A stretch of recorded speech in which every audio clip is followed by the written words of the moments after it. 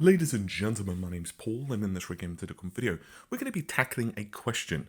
Is the 2700X and the other Ryzen 2000 series processors essentially just a higher clocked version of the Ryzen 1000 series, or are there some definite IPC gains to be had here? Well, the answer is yes, there is certainly IPC gains under the hood. Some leaked benchmarks have popped up onto the internet, as they tend to do. You can find the link in the video description. But we're going to be going through some of the more pertinent results here, and also specifically discussing the overall improvements of the Ryzen 2000 series architecture. So how were these tests conducted? Well, very simply, a Ryzen 7 1700 was running at 4 GHz, and that's with a custom water cooling loop. And in addition to that, the Ryzen 7 2700X was running at stock clocks. But even so, the performance difference between the two chips was between 10 to 14%, depending upon the task, and of course, various other conditions like the number of threads being used. You may see slightly better or slightly worse performance than this, but 10 to 14% does seem to be about the average. For example, in the first slide of the 1700 versus the 2700X, once again, both running at 4 GHz, these are gaming benchmarks. You can see that Tomb Raider is getting 114 frames per second with 1700 compared to 125, that's a 10% jump. Metro Last Light, once again, a 10% jump from 124 to 136. Far Cry Primal, 83 to 94. Ashes of the Singularity, the CPU benchmark, which obviously is probably the most important, was only 2%, but interestingly, GPU performance went up from 70 to 80 frames per second. So these are very impressive numbers, at least in my personal opinion.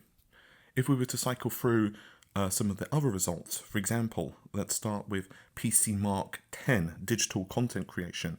Well, yes, the results do vary, with digital content creation up at only 4%, photo editing, however, almost 10%, and rendering and visualization up 8%. Productivity benchmarks are not as impressive, with productivity and spreadsheets up to 4 and 2% respectively.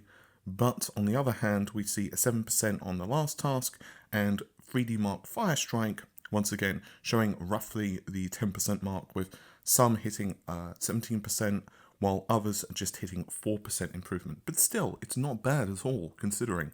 So what's going on here? Well, the other day, I somewhat wrongly said, as an analogy, that you can think of the 2700X and other Ryzen 2000 series processors, Zen Plus if you prefer, as almost like Kaby Lake versus Skylake, and that, to be honest, was a bit of an unfair analogy, so I, in retrospect, would take that back.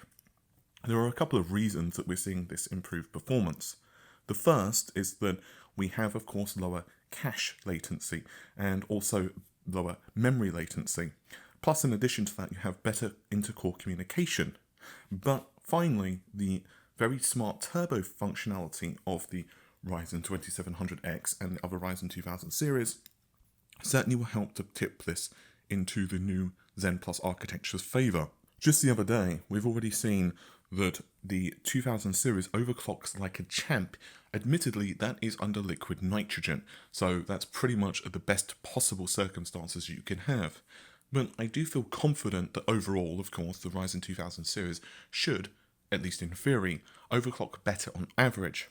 So what does this mean? What does this leave you as a gamer? Well, once again, the results need to be weighed up and come in. After all, it's still a few days before these are officially available. And even when the reviews go live, my personal opinion is if you've got a reasonable setup right now, wait a few days, wait a week, wait 2 weeks. Why? You'll have a better smattering, a better understanding of how these processors overclock, if there's any memory incompatibilities that you should be aware of, any motherboards or variants of the processor that you should avoid. Is the 2700X, for example, going to overclock as well as, let's say, the vanilla 2700 on average? So if you can wait, definitely do so. But my personal opinion right now is the 2700X and the other Ryzen 2000 series processors are looking pretty damn good. Considering the price point that these things are coming in at, I'm not saying that Coffee Lake is pointless. My personal opinion, and I want more numbers and I want to do some testing myself, is that these particular processors are going to be the, for lack of a better word, the catch-all processors. If you're gaming, but it's not necessarily your only means of utilization of your PC. Let's say you're doing content creation or programming or video editing as a, even professional photo design or 3D rendering or whatever other tasks. Then the Ryzen 2000 series with these IPC gains are looking very compelling. On the other hand, Coffee Lake, once again, we're going to need more results, but Coffee Lake is still probably going to win out in terms of raw performance for games. So if that's your thing, and you have a high refresh rate monitor, and you're pairing it with a very powerful graphics card, and you're playing fairly competitively, then perhaps Coffee Lake would be the better way to go. For everyone else, I've got to say, AMD have a pretty nice killer on their hands. The only question I have regards Intel's 8-core processors, which we pretty much know are coming at this point.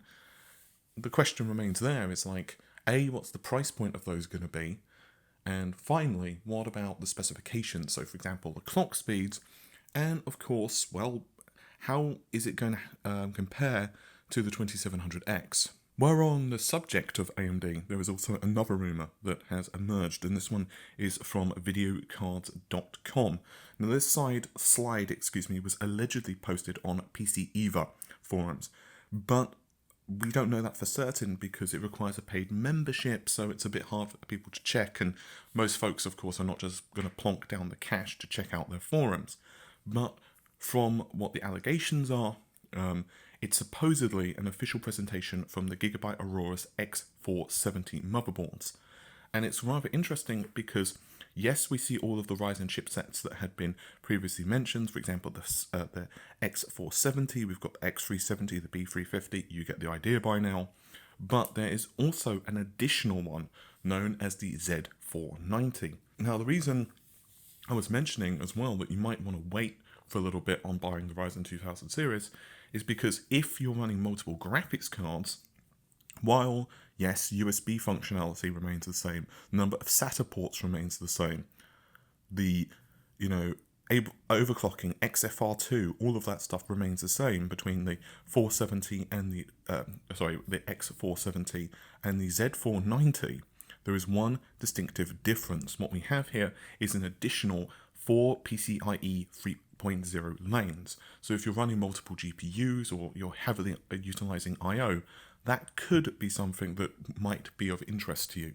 Whether that's going to be enough to sway you in your purchase right now, well, that's up to you, of course. With all of that said, hopefully you have enjoyed the video. Normal thing, like, share, subscribe. I'll be back in the UK Monday, so I'm probably going to be unconscious Monday, but I'll be probably alive and active like Tuesday and Wednesday next week. So essentially from like the 24th, 25th, I'll be producing content as normal. And with all of that said, take care of yourselves. Bye for now.